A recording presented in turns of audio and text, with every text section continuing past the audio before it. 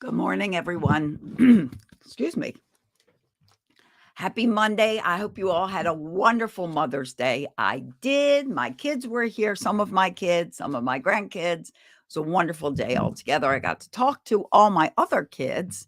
So it was a really wonderful day. And I hope you enjoyed your Mother's Day as well. Today, we're talking about internet safety and what you need to know about how you can keep your children safe. So these are things that you need to put into place. My hair is very fuzzy today.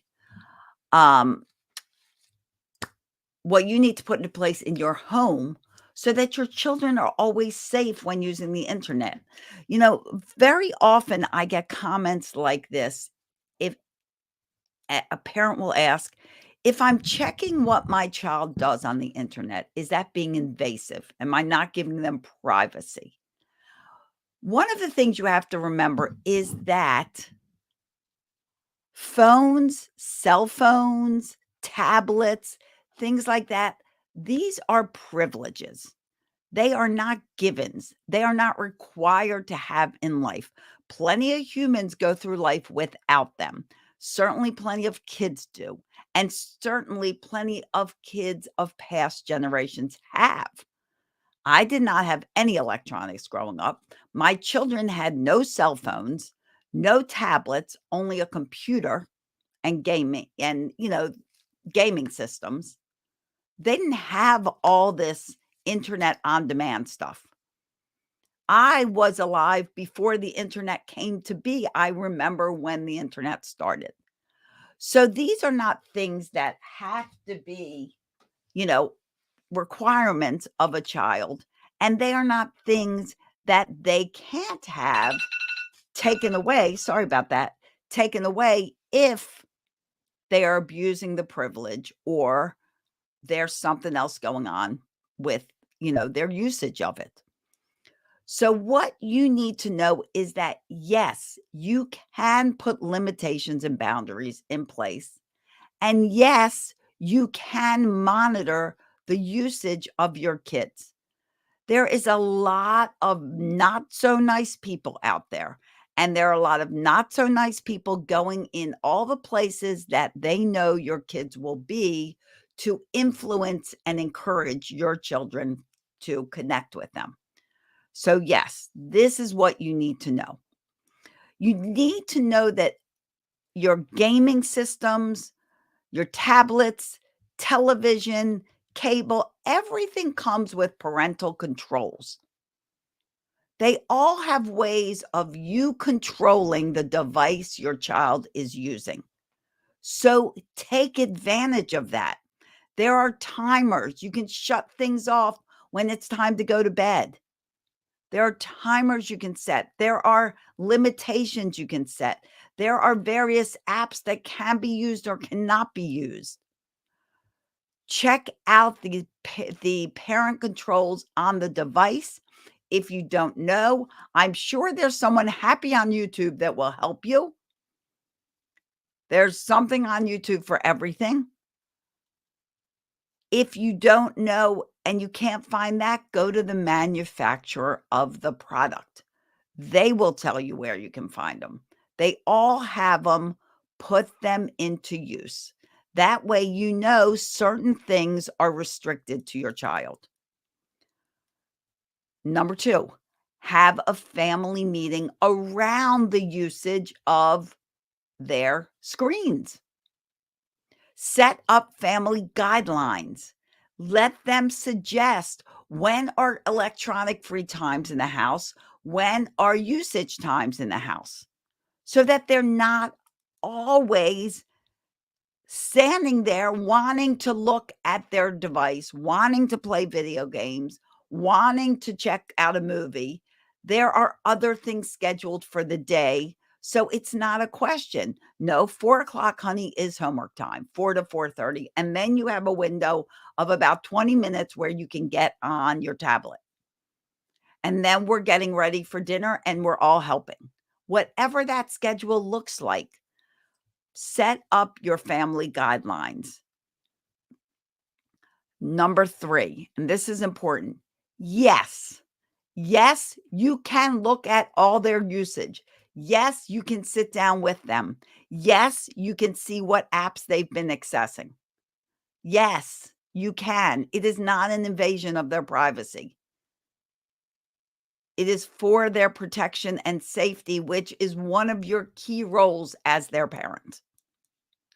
Not to mention, if you're paying for the device, technically it's yours and then you're letting them use it. Okay. So, yes, absolutely monitor what they're doing, where they've been, where they're going.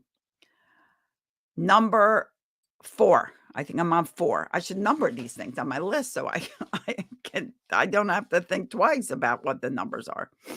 Number 4, make it a policy, no personal pictures, no sexting, no anything, and explain to them why. Other than the fact that your nudity is for you, your private areas are for you and other certain people, like your parents may need to help you with going potty or something like that. You may need to go to the doctor and get examined. Older child may need to go to the gynecologist, those kind of things. But all of you in the nude is for you. And when you get older, whoever you decide to share that with, your husband, your partner, et cetera, et cetera. You send something like that on the internet, and you have now made it public information for not just the person you sent it to, but everybody else that gets to see it, people they send it to. And you know that when somebody shares a child, regardless of how it was shared or who shared it is child pornography. And that person can get in trouble for it. Number 5, open communication. We don't lie in this house. We always tell the truth.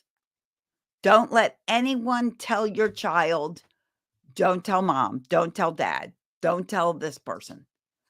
Open communication with them, knowing that if they tell you the truth, you are there to help. They're not going to get in trouble for telling you the truth. And stop constantly yelling and screaming and punishing your child for mistakes. Because if that's happening, they'll never come to you. They'll always think you'll judge and criticize them. So create open communication, trust, and respect between all of you. Use screen names, not your real name. So create a name, whatever funny name you want, but don't use your real name. Never put your personal information on anything, your address, your phone number. Don't share that with people in chat rooms, on gaming platforms where they have community chats, and you can turn those things off. Kids tend to be like, so where do you live? I live here at 111 Anywhere Street. Do not share that stuff. You don't know who you're talking to. They're like, well, he's my friend. I've talked to him for a long time. You don't know anything about this person if you've never actually met, which do not encourage them to meet. Okay, so no personal information shared. Remember, any spams and hacks, show your kids what they are. We all get them. So it's not like it's only left to children. Adults get them too. So when you get something that's a spam or a hack, show it to your child so they can learn. I mean, a little toddler's not going to understand, but older kids will. Look, see this response I just got?